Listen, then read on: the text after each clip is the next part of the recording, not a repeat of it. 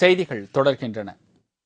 அமெரிக்காவின் சுதந்திர தின விழாவை முன்னிட்டு அந்த நாட்டில் நடைபெற்ற வான வேடிக்கை மற்றும் இசை நிகழ்ச்சி பார்வையாளர்களை வெகுவாக கவர்ந்தது.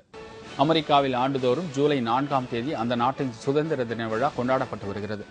அதேபோல் நேற்று வாஷிங்டன் நகரில் அமெரிக்காவின் 263வது சுதந்திர தின விழா கொண்டாடப்பட்டது. விழாவை முன்னிட்டு அங்குள்ள நேஷனல் மால் என்ற இடத்தில் கண்கவர் வான வேடிக்கை நிகழ்ச்சிகள் நடைபெற்றது.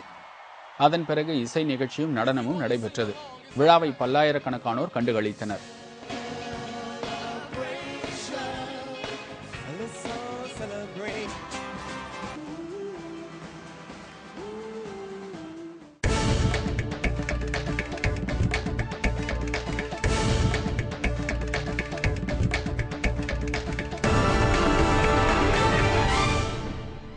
விம்பிள்டன் டென்னிஸ் போட்டியின் இறுதிப் போட்டிக்கு செரீனா மற்றும் ராத்வன்ஸ்கா முன்னேறியுள்ளனர்.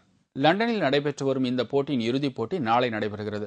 இதில் 3ஆம் நிலை வீராங்கனையான போலந்தின் ராத்வன்ஸ்கா அமெரிக்க செரீனா வில்லியம்ஸுடன் மோதுகிறார். முன்னதாக நேற்று நடைபெற்ற அரையிறுதிப் போட்டியில் செரீனா மற்றும் அசாரன்கே மோதினார்கள். இந்த போட்டியில் தனது லாவகமான சர்வீஸ் மூலம் முதல் செட்டை அசாரன்கே கைப்பற்றினார்.